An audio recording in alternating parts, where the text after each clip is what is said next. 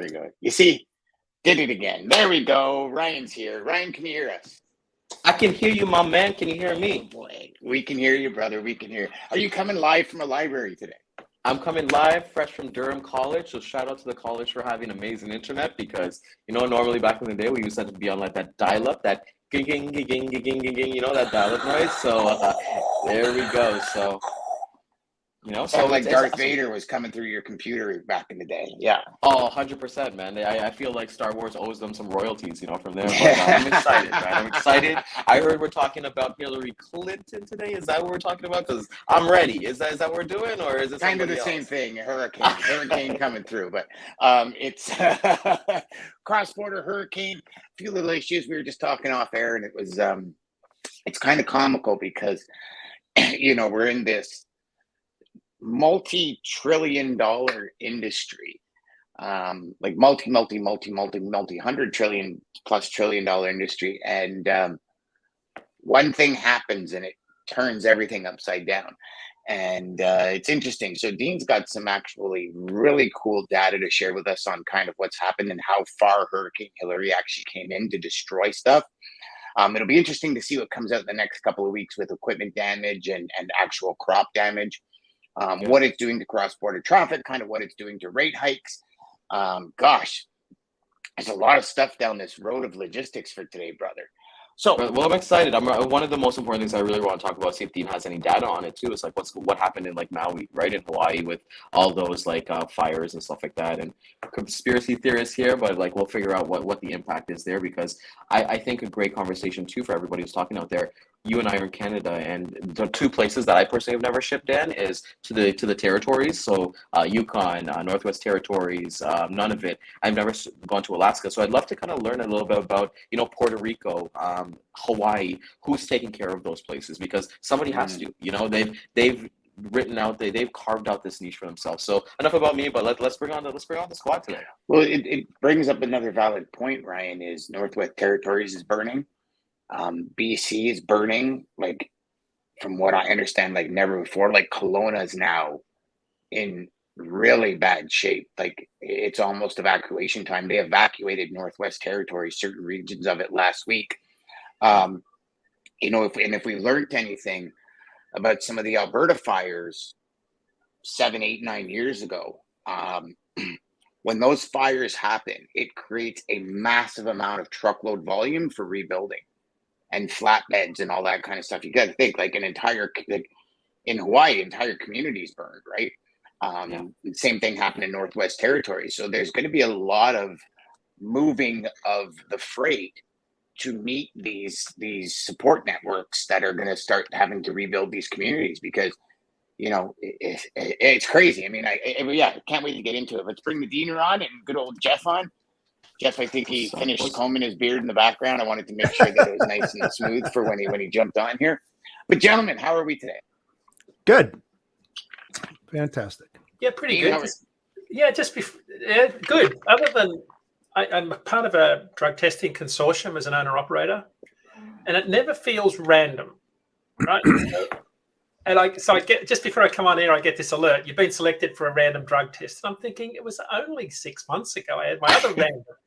Well, it was last October. So time flies in the world of trucking. So now I've got to go and present myself for a random drug test, because for those that don't know, as an owner-operator, you've got to be part of a drug testing consortium where you can be randomly selected for a drug test. I think it's 50% of the pool have to be tested or something like that every few months or whatever it is. But it's not like you're part of a large fleet where they can randomly select people for drug tests, because they're all right.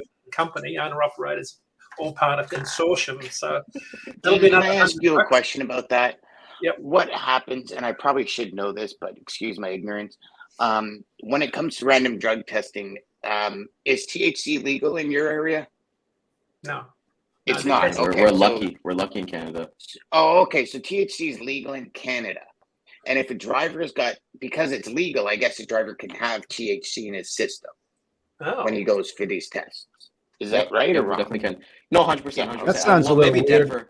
Yeah, definitely Denver. I would assume so. Maybe they have different things. But Dean, just to your point, it's like when Alex Rodriguez or Derek Jeter hits 3 home runs, and then they got the guy with the piss cup right outside of his locker as soon as he hit those after the game. So, you probably hit a certain like kilometer or mile mark that they're like, it's not going to be random anymore. So we're looking forward to that. Yeah, I challenged them one day. I said, "There's no way your algorithm is random. Like every time I pay my invoice, you hit me with a go have a pee in a bottle. Like, come on, dude." It's anyway. Like so, but okay, again, and maybe it's just like if you use drugs on your own time and you're not intoxicated behind the wheel. Right, it'll still show up. So that's why they've gone to hair follicle testing rather than urine analysis, right? Because the marijuana stays in your hair follicles longer than it does in your urine. And it's a difference of about 28 days versus 6 months. So all in the name of creating a shortage of drivers and tightening capacity and forcing rates up, we're going to pull drivers' hair out now. And I know, dude, even though they pull their own hair I don't out, think they'd pull enough for me to pass on my head. I got to be honest with you, but it's but so Dean, I have a pilot friend of mine who is the rule in the pilot industry is 12 hours from bottle to throttle. Yep. So, is it a level of narcotics that are in your system, or is it just are you at risk if you have any narcotics in your system? Mine says anything comes up, they'll pull your ticket. So yeah, you've got to be. Wow. Okay. I think that's part. I wrote about this a while ago on a blog post because since marijuana became legalized in a bunch of states, it started to pop up in accident statistics, not surprisingly. But that's part of the reason I suspect why it's harder to find drivers, because more people are using it. And if they use hair follicle testing at the truck company, more people are being caught up in the system. So you will probably find people gravitate to industries where they don't do that sort of drug testing. Yeah. And the reason I'm asking is because, like, let's use THC for an example, right? Like somebody parks on Friday night, they don't go back until Sunday. They pop a few gummies Friday night and they get declared for a drug test on Wednesday. On Friday to Saturday, I get it. You're not behind the wheel. But when you wake up Saturday morning, you're perfectly fine. Like from a intoxicated in any which way, shape, or form cognitive perspective. Right. So what the hell does it matter? Like, and especially if these, like Ryan said, especially if they're from Denver, where it is legal. Yeah. Well, it's a great subject because we ask drivers to drive ridiculous hours, be awake all night, find it difficult to sleep. And we know that 16 hours of sustained wakefulness is the same as level of impairment at 0.08. So we'll get them to do that, but we don't want them to be impaired with anything else. We want to pull drivers' hair out and make sure they're not taking marijuana, but it's okay to drive all night and risk your life. There's so much hypocrisy that goes on around this and I don't really understand the rationale for the data just doesn't support it. But there's this myth that, if we restrict you to 11 hours driving and you have 10 hours off, magically you'll be fine for the rest of the day and or the rest of the night. And that's just not how it works. This is why drivers get so frustrated, because there's so many mixed messages. Right, so they have all of these rules and regulations, and then they go out on the road and they think there's nobody here protecting me. I'm on my own, and that's a great source of frustration for drivers. So they get mixed signals all day. But sorry to take us down that rabbit hole of drug testing. No, I mean it's a good rabbit hole because also when a driver's driving, all they have is their thoughts. So we found when I was at Transcend, when drivers had an issue, it was an issue on the road. By the time they got back to the yard, they were so pent up because it's like it's just circling and circling and circling and circling in their head, and it's just revving them up. That by the time they got in, it 99% of the time the small issue was blown out of proportion. Where we didn't see it was teams. There was always kind of that one level-headed person on the team, or they have a conversation to kind of hash it out or think through the challenge, if you will. So I noticed singles were more ramped up than teams. Interesting. That's interesting. So, Dean, my man, dive in to Data Day. Yes, sir. Data Day, Dean. You're losing some weight, looking good. Oh, look at that. Who's losing weight? Scott's asking if you're losing weight. Oh, yeah, I am actually. Thank you, Scott. You're the man. Oh boy. Thank you. Dean's got a new knee now, so he's running triathlons. This guy, he's killing it. I can't even get into my Peterbilt. It's pretty depressing. So You step ladder, no step ladder. That's my benchmark. I got 2 big steps to get up into it. Got a boy. Good. So day What's going Wednesday. on, Yeah, pretty lackluster freight market. Not much to report on the freight market in terms of the spot market. Rates are still falling. Carriers are still leaving the industry. Diesel has slowed down, kind of flatlined a little bit this week. It's interesting that, we talked about the 62 cents a gallon increase since July 4 last week. That is definitely going to have an impact on capacity. And it'll take a couple of weeks for us to see what that data shows. This is pretty much a global play. The reason diesel prices backed off was because of China's terrible economic data, and they're the largest importer of crude. So that kind of backed off global markets' fears of, tightening of supplies. So still lots of, external geopolitical factors at play here, but I still think capacity will suffer as a result of that. So rates are still falling. Rates do normally drop when diesel goes up, so that's a normal phenomenon as margin expansion occurs on the broker side. And what normally happens when carriers absorb more of the diesel price increase is they tend to leave the industry at a higher rate, which they did last April and last October, and both times coincided with a rise in diesel prices and them having to absorb more of the cost. So anyway, rates are still falling. Spot market volumes are still really, really low. Like, I'm talking historically low.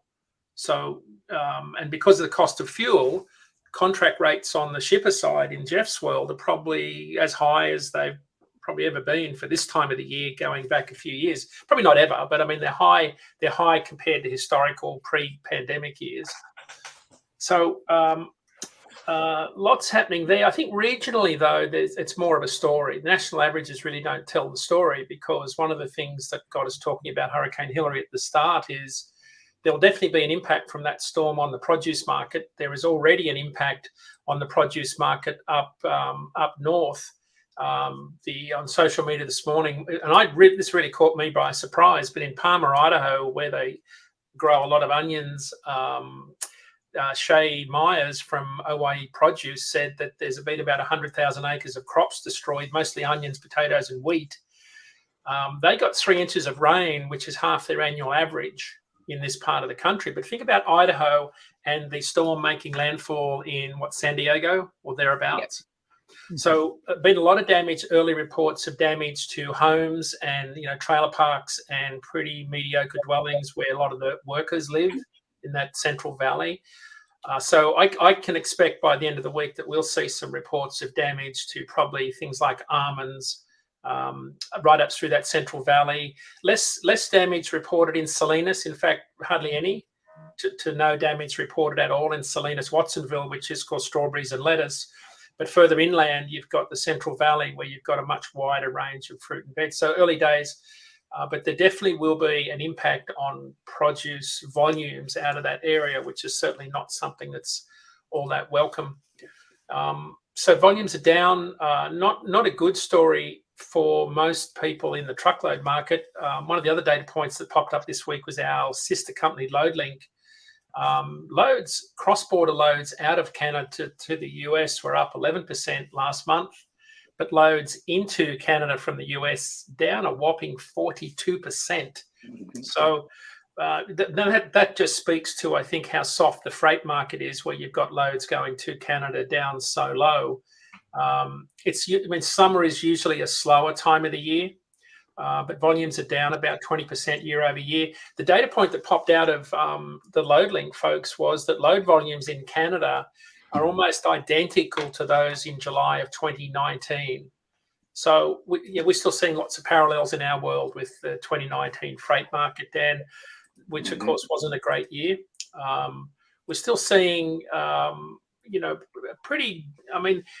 when you look back at where you would think we should normally be this time of the year, in week 33, spot market volumes are a little bit higher than what you'd see for week 33 historically, but we're still sort of popping out of the pandemic influenced freight market, where that forced more volume into the spot market. So nothing much has changed since last week. This is still a freight market where we're seeing historically low load post volumes, still high levels of carriers looking for freight. We still haven't found that mythical bottom of the freight market that we've been searching for. But opportunity, I think there's, pulling back a little bit, there's lots of opportunity for carriers in certain markets, which I think, a lot of freight moves regionally. Really good gains in the Midwest, Illinois, Indiana, Ohio markets.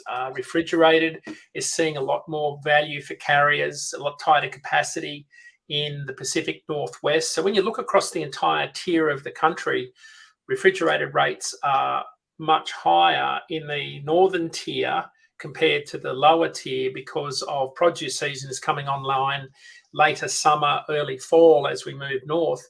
So you're seeing volumes out of Pendleton, one of the bigger refrigerated markets in Oregon, start to increase. I did some analysis on this, and this sort of is really interesting data, I think, because if you look at the Pendleton lane, Pendleton to Los Angeles, and this is really important for how produce season goes towards the end of the year in regional markets, not nationally. Los Angeles, so Pendleton to Los Angeles is only paying reefer carriers $1.36 a mile, excluding fuel, but that's 20 cents a mile higher than this time last year. So what the forecast is, though, for refrigerated rates, they're going to peak this year at $2.47 a mile. So they're at $1.36 now. They're going to peak at about $1. So probably going to go up well over $1 between now and the end of the year. And that will be about 20 cents a mile higher than last November's peak at $2.27. So it's kind of, I think there's more value for carriers, if you think about it from a carrier perspective in regional markets. For those of you that are buying capacity, it's not a national thing. As Jeff will tell you, it's very much lane level, regional driven, and there's so many variations across the country. So you could flip that argument and make it the same for flatbed carriers in Birmingham, Alabama, Mobile, where a lot of auto manufacturers are. Some of the big auto manufacturers are in that southeast. Most of the steel production occurs there. Most single family homes are built there. So regionally, I think regionally is a much better way to look at this freight market. The problem is when you start to drill down in the data, you lose a little bit of your fidelity, I think might be the right word. Data starts to get a bit thin in terms of sort of drawing significant conclusions. So regionally is sort of where we see some of those seasonal effects having the most impact.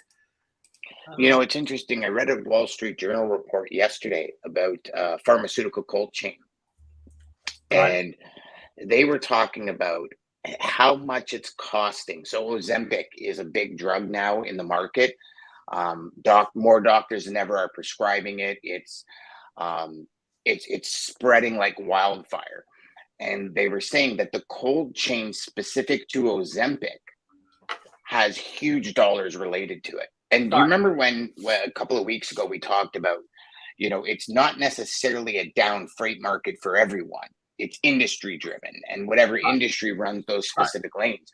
Yep. Cold chain pharmaceutical companies like the carriers, the warehouses, they're making money hand over fist in these cold chain markets. And, it's almost like I've said it many times before, pharmaceuticals is like recession proof. Right. You look at even the THC industry we talked about at the beginning of the show. I look at some of the companies and talk to some companies that are running THC throughout Canada and stuff. And it's crazy how much volume is moving. And I'm like, so hold on, you're running a truckload of weed, like a truckload. Imagine how much, like 44,000 pounds of pot. And they're running 15, 20 a week, like clockwork. Like to me, those kind of numbers are just astronomical. But it's like everything else, right? Whatever industry you're in, like for example, in Canada, and well, actually where you guys are as well, because Jeff hits it, you hit it. Snow shovels, salt, all these things are going to start coming out in the next 3-4 weeks. Hey, that's not slowing down because people still need to buy shovels. So regardless of the freight market, people still need to buy bags of salt for their driveways. And like, so certain industries are always going to perform well. Right. Well, I took friends to the airport this week and early in the morning, and I said, they're all the salt trucks. And, what they didn't realize is a lot of our pink salt comes from the Atacama Desert in Chile. And it comes in on break bulk vessels. They drop it on the dock here in Boston downtown, and then the trucks take it to all those little silo-looking devices, buildings out along the interstates. And the guys are busy hauling salt right now, out starting to stockpile.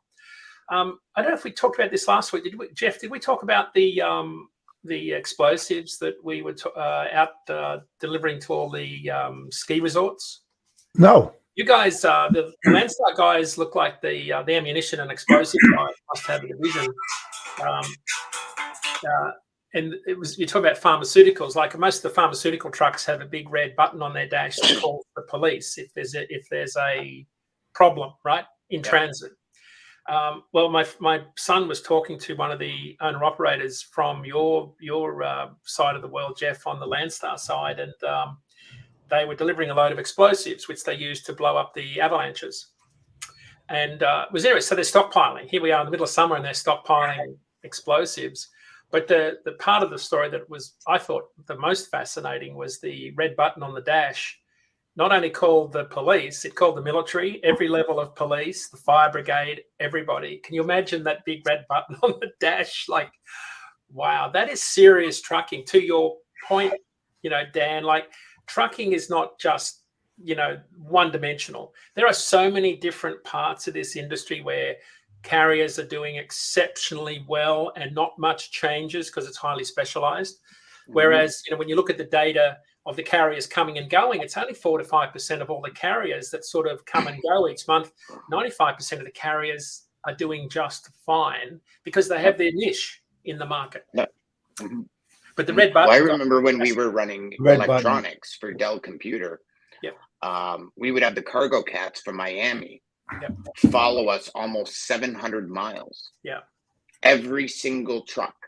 Right. Almost 700 miles. Some of them they do 3, some would do 4, some would do 7, right up to the Canadian border from Tennessee.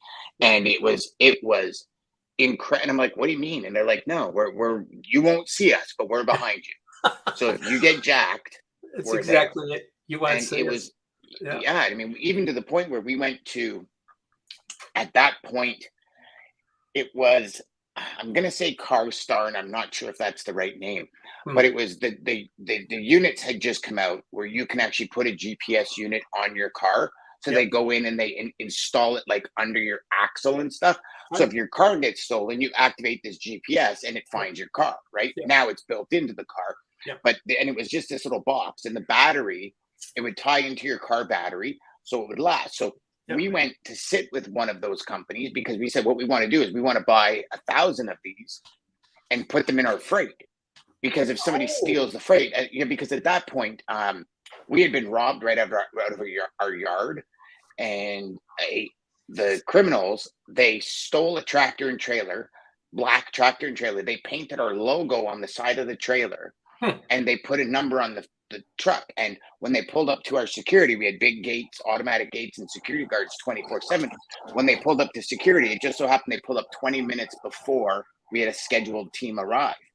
So the security guard just thought, oh, they're early.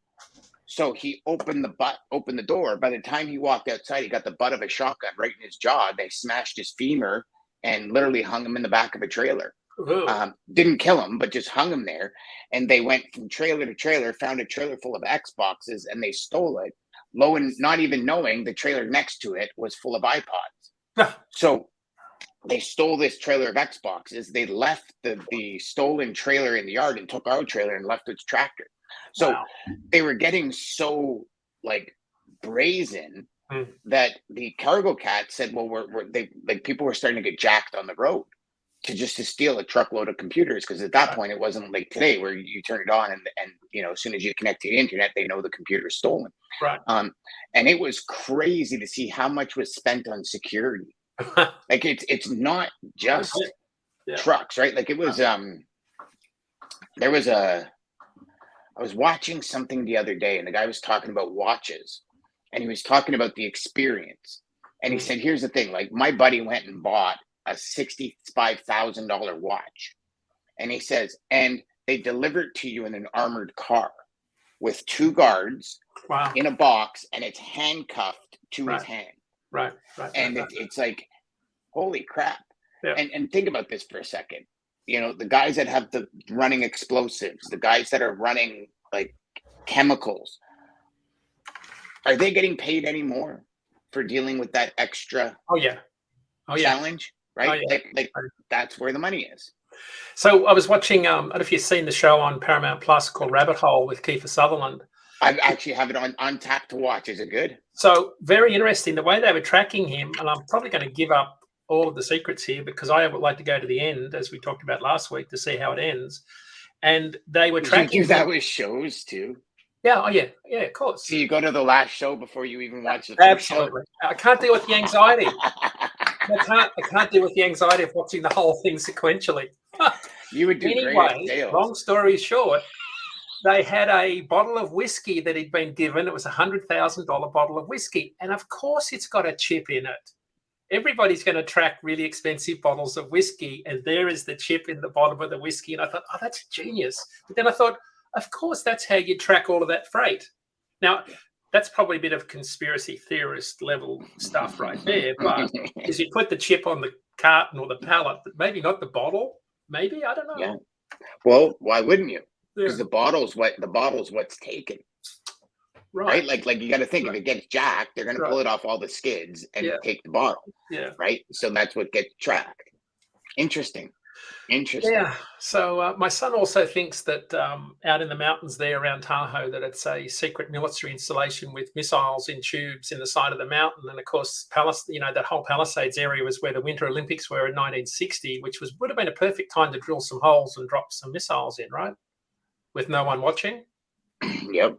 He's convinced. He said, following the explosives, the military's there the entire week, right? You know. He's watching all of this stuff going, this is a bit spooky. But nice. So Scott's asking 100K, was it some Pappies? Oh, I didn't look at the brand. I'd have to go back and rewatch it. Sorry, Scott, I didn't watch it.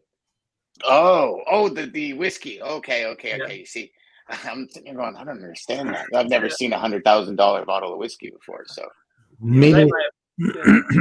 They may have taken some editorial license with the script writing there, but it was just because Johnny Walker's Scotch, right? Is that not Scotch whiskey? I don't know. Scotch, Johnny Walker. I always thought Johnny Walker Blue was like the, you know, you get that when you're smoking your cigar. Blue, red, black. Yeah. So, quick question. Go. RFPs, Jeff. So what's the mood out there in shipper world? They still, aggressively driving down contract rates? Oh yeah, I mean, some of the lanes I've seen are starting to rise, believe it or not. Really? Pennies on a dollar, but they are going up. Okay. But I haven't seen many of them. The last one I did was about 3-4 weeks ago. Okay. Yep. But and how many would you have normally done, like this month or in leading up to busy season? 3. Like how many would you have normally done on like, a pre-COVID year leading up to the busy season? Would it be like 5 or 10 and you're down to 1 or 2? Yeah, they would. Yeah, they would be preparing for next year.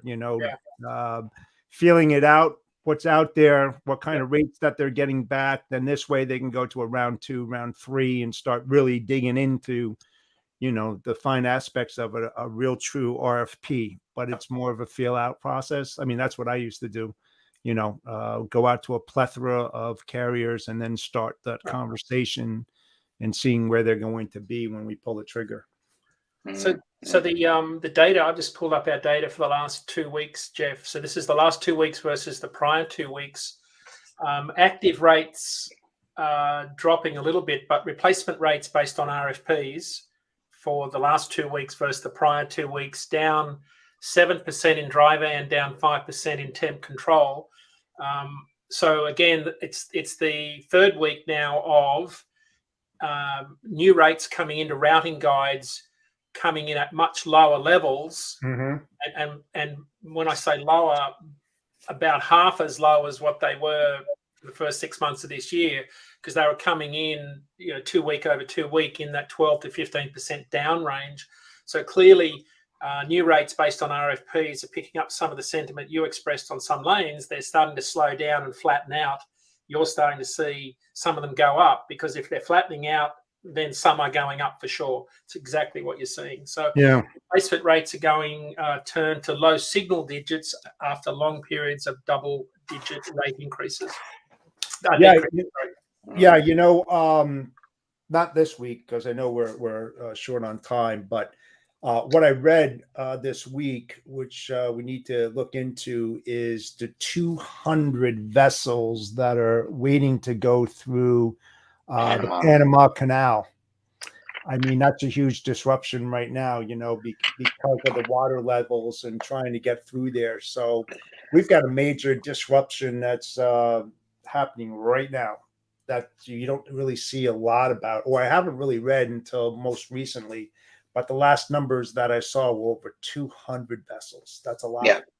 Either way. Yeah. Go through either way, and companies are actually starting to divert over. Yeah. But that, you go back to kind of like what we saw during COVID is, you go from 30 to 130 boats sitting offshore, right, which then creates that huge ripple effect on the inland, right? And then rail gets bogged. So there's no rail. So now you got to go to, over the road. And we did this, like we talked about this many times with the sheets. And now it's like, then warehouses all of a sudden get jammed for the distribution. And then it's like this huge influx, right, which here's prediction. And I know you guys are probably both thinking it. Some people are going to think that that's now turned into a holiday rush. When those containers hit. Oh, yeah. I mean, so Dan, this is not an insignificant problem, because 40% of our imports come through the Panama Canal. Yes. So yeah. I think Scott posted the details to get the Pop Van Winkle Pappy. Okay. 22-year-old Stacy wants to drink it with him. Yeah. All right. Yeah, so that's yes, it's a developing story, because the drought conditions are expected to last all year.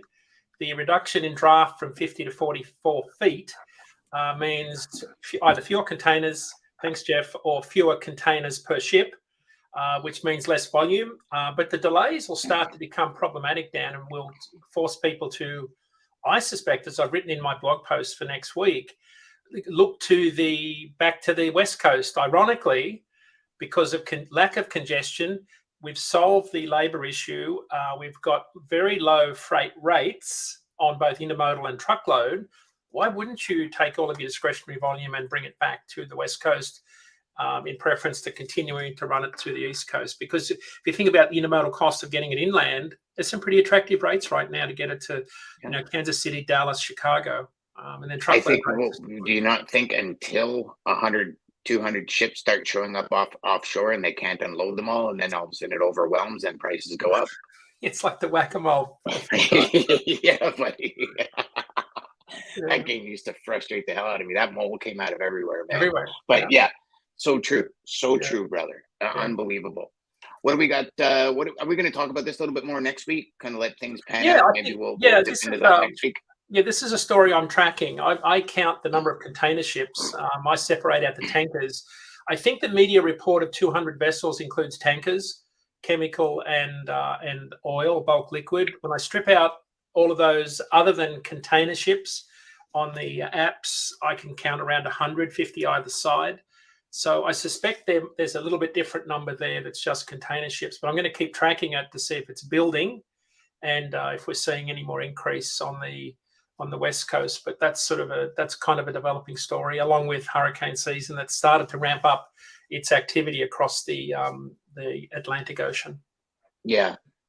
And it's a drought, right? That's causing that over in the Panama Canal. They're saying it's a drought that's causing it, and they can't put enough. Yeah. They lose so much. I think it was like 700,000 gallons of water every time they open the gates and stuff. They lose.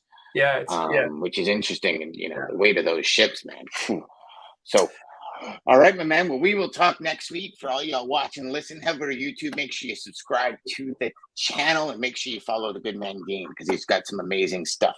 Dean, we'll talk to you next week, brother. All right, look forward to it. Thanks, everyone. Have a great week.